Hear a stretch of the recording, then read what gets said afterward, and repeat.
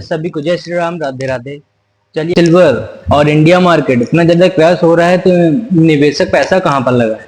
अब इंडेक्स आप देख लो, पूरा खूनी लाल हुआ पड़ा है।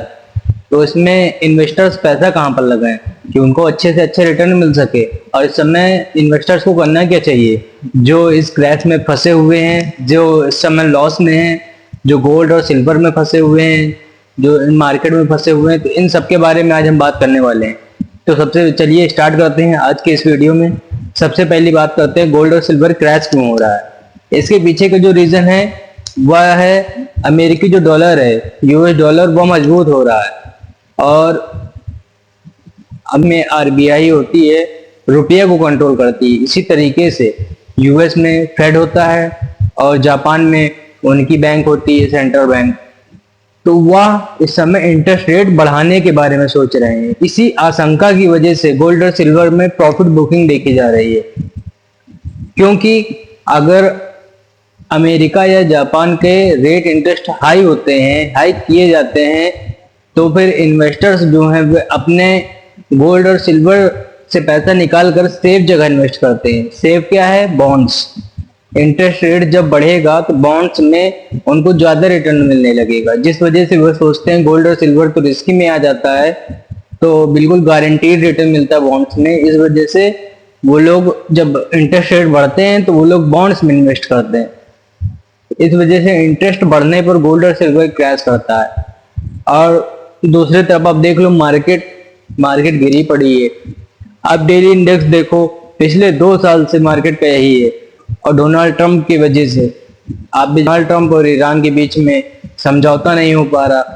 कभी डोनाल्ड ट्रंप बोलते ईरान ने इनके ऊपर मिसाइल छोड़ दी, कभी मतलब आप डोनाल्ड ट्रंप को आप जानते हो, सुबह कुछ बोलते हैं और शाम को कुछ बोलते हैं। इंडियन मार्केट में दूसरा जो रीजन है, एफआईआई सेलिंग कर रहे हैं। सेलिंग क्यों ना करें, इतना ज्यादा टैक्स है। एसटीटी चार्जेस देख लो आप, 0.05% कर दिया गया है।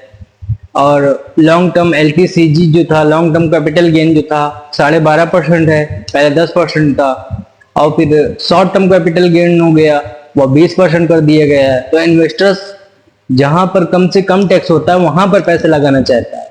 तो वजह से जो एफआईआई है, जो फॉरेन इन्वेस्टर्स हैं, वो यह सोच रहे हैं कि इस समय इंडिया में बहुत ज्यादा टैक्स है और ग्रोथ इस समय नहीं हो रही है, जिस वजह से एफआईआई अपना पैसा निकाल कर दूसरी कंट्री में इन्वेस्ट कर रहे हैं। जैसे इस समय ताइवान में इन्वेस्ट 88% के आसपास 6 महीने में रिटर्न दिए ताइवान ने।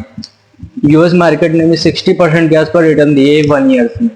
आप समझ सकते हो, साउथ कोरिया की मार्केट, जापान की मार्केट, चाइना की मार्केट, यूएस की मार्केट, सब मार्केट पॉजिटिव और अच्छी चल रही थी, सिवाय इंडिया मार्केट के।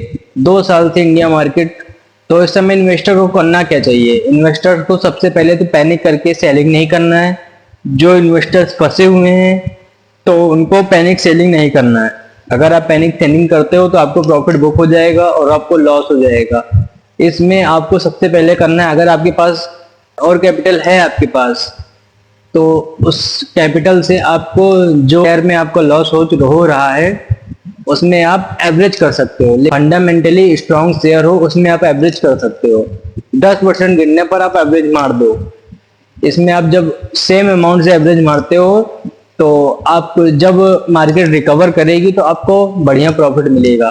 लेकिन हाँ, फंडामेंटल जो स्ट्रॉन्ग हैं स्टॉक्स और ETF, उसी में आप एवरेज मारिएगा। ये नहीं कि मतलब वीक शेयरों में आप